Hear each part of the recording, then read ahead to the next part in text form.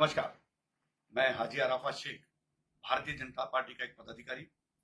मैं महाराष्ट्र के मुख्यमंत्री जी एकनाथ शिंदे जी, महाराष्ट्र के उप मुख्यमंत्री हमारे नेता देवेंद्र फडणवीस जी से एक बात कहने के लिए मुखातिब हुआ। मैं देवेंद्र जी आपसे पूछना चाहता हूं कि जिस तरीके से नीतीश राणे कुछ महीनों से मुस्लिम समाज के बारे में, मुस्लिम अल्पसंख्याकों के बारे में, अब तो हमारे पैगंबर के बारे में जिस तरीके से बातें करना शुरू की, कुछ दिनों पहले उन्होंने कहा नगर में कि मस्जिदों में घुस घुस के मारेंगे। अभी हम मस्जिदों में जब जाते हैं तो लोग हमारी तरफ देखते हैं कि हाजी अराफा शेख आ रहा है, भारतीय जनता पार्टी का एक पदाधिकारी आ रहा है, इसके पीछे नीतीश राणे तो नहीं आ रहा है। हमारे पास जवाब नहीं है। मैं समझ नहीं सकता हूं ये कौन सा हिंदुत्व बताने की कोशिश कर रहे हैं, ये कौन सा हिंदुत्व समझाने की कोशिश कर रहे हैं। मैं भी मेरी जिंदगी हिंदुओं के साथ में रही, मेरा जीवन 25 साल, मेरे कई हजारों दोस्त हिंदुत्व है, कई हजारों दोस्त मेरे हिंदू है। मैं उनके दिवाली में जाता हूं, वो मेरे वहां रमजान में आते हैं। मैं उनका सत्यनारायण की पूजा में जाता हूं, वो मेरे वहां बकरीद में आते हैं। कभी हमने देखा नहीं, कभी ऐसा महसूस नहीं हुआ कि वो हिंदू और मैं मुसलमान हूं और ये कहते हैं कि मस्जिद में घुस के मारेंगे। ये कहां का इंसाफ है, ये कहां की बात है, ये कौन सा हिंदुत्व है। मुझे लगता है कि नीतीश राणे को हिंदुत्व समझाना पड़ेगा, हिंदुत्व बताना पड़ेगा, इसको श्री राम का हिंदुत्व समझाना पड़ेगा, बाबा साहब अंबेडकर का हिंदुत्व समझाना पड़ेगा, माननीय बाला साहब ठाकरे का हिंदुत्व समझाना पड़ेगा। ये कौन से हिंदुत्व की बातें कर रहे हैं? मस्जिद में घुसेंगे और मारेंगे? आइए, कौन से वक्त में आएंगे? मैं कुरला में रहता हूं, फजर की नमाज में आएंगे, जोहर की नमाज में आएंगे, असर की नमाज में आएंगे, ईशा की नमाज में आएंगे, मगरिब की नमाज में कब आएंगे? आइए, हम आपका फूलों से स्वागत करेंगे। आइए, हम आपको बताएंगे मुसलमान क्या होता है, मुसलमानों की तरबियत क्या होती है। कभी कोई मुसलमान मौलाना ने श्री राम के बारे में नहीं कहा कि राम जी की उम्र क्या थी और सीता जी की उम्र क्या थी, कब उनकी शादी हुई थी। ऐसा कभी किसी मुसलमान मौलाना ने कहा, क्योंकि हमारे धर्म ने कभी नहीं सिखाया किसी के भगवान का अपमान करो, किसी धर्म का अपमान करो। ये कौन सा हिंदुत्व की बातें कर रहे, किस तरीके की बातें कर रहे। जब वो बोल रहे थे तो मैं देख रहा था कि उनसे बड़ा माइक था, उनके पैजामे से बड़ी उनकी जबान चल रही थी। छोटे बुल्ली के बच्चे, आपको समझना पड़ेगा, बटले डेनी, आपकी बकरी ऐसी आवाज, और आप कहते हैं कि मैं हिंदुओं का गब्बर हूं। आप हिंदुओं के गब्बर नहीं, हिंदुओं के गोबर हो। गोबर भी बहुत बड़ी बात है, आप गू तो हो, आप गोबर नहीं गू हो। जिस तरीके की भाषा आप कर रहे हो, अगर गोबर भी बने होते तो अच्छा लगता कि कहीं तो कहीं आंगन में लिपने के काम में आते, लेकिन आप गू हो।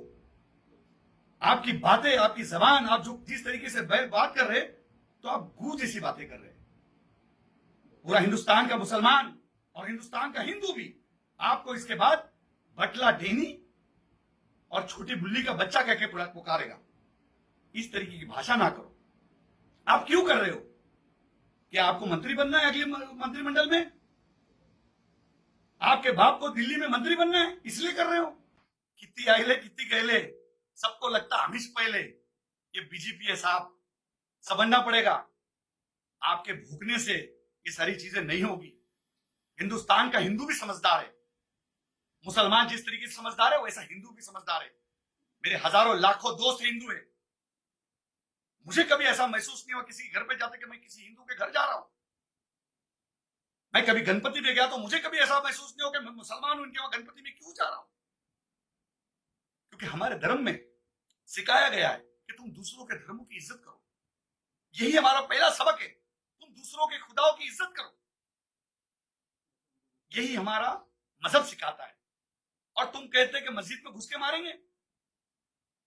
अब जिन साधु ने कहा, अब उन्होंने शादी नहीं की तो उसमें हमारा कसूर है। अब उनको नहीं पता कौन कितने साल की उम्र में शादी कर रहा है, किसकी कब शादी हो रही है। लेकिन हमारे पैगंबर के बारे में अगर इस तरीके की बात करेंगे तो ये ठीक बात नहीं है। माननीय मुख्यमंत्री एकनाथ शिंदे जी ने भी इसके ऊपर ध्यान देना चाहिए और मेरे नेता देवेंद्र फडणवीस जी ने इसके ऊपर ध्यान देना चाहिए। देवेंद्र जी, आपको पूरा हिंदुस्तान के लोग हर कोई पसंद करता है। आप महाराष्ट्र की शान हो, हमारा आदर हो, रिस्पेक्ट हो, आपको लोग चाहते। आप जब कोरोना में बीमार हुए थे, कई मुसलमानों ने आपके लिए दुआ की, दरगाह पे चादर पेश की, हाजी अली पे दुआएं की गई कि देवेंद्र जी जल्दी ठीक हो जाए।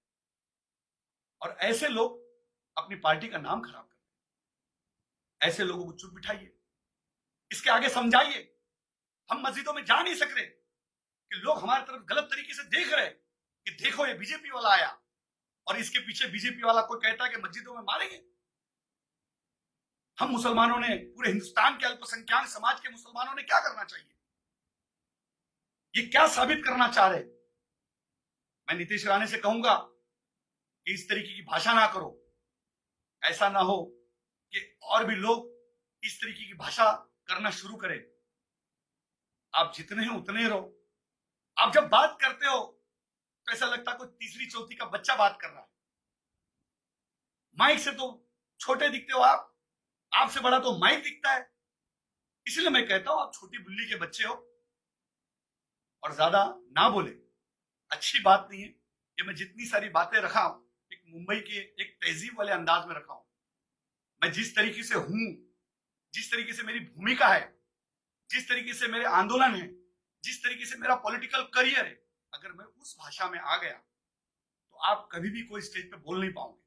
मैं 30 लाख खाटी समाज का अध्यक्ष हूं, ऑल इंडिया सूफी बोर्ड का अध्यक्ष हूं, हजारों पीर मेरे साथ में, लाखों मुसलमानों की दुआ है।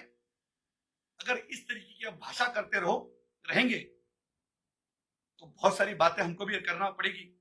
आपकी शुरुआत कहां से हुई, आपके पिताजी की शुरुआत कहां से हुई, ये सब बोलने मत लगाओ। इसीलिए मैं कहता हूं कि इसके बाद बस, अब इसके बाद नहीं बोलना। एक भी वर्ड हमारे पैगंबर की गुस्ताखी हम नहीं सहेंगे।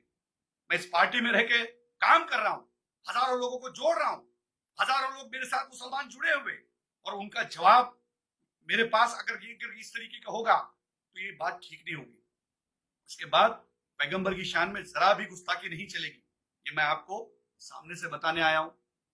आप कहते हैं मैं गब्बर हूं, गब्बर हूं। आप गब्बर नहीं, गोबर हो, और गोबर ने गोबर जैसा रहना चाहिए। आप गू तो हो, पर गाय का गू बन जाओ भाई, कुत्ते का गू क्यों बन रहे हो और बदबू फैला रहे हो? ये सब ना करो। मैं एक पार्टी का एक पदाधिकारी नाते आपको समझाने की कोशिश कर रहा हूं। ऐसा ना हो कि और जबान निकले और कोई बातें तहजीब के बाहर चले जाए। इसलिए मैं आपको कह रहा हूं कि इसके बाद बस हो गया।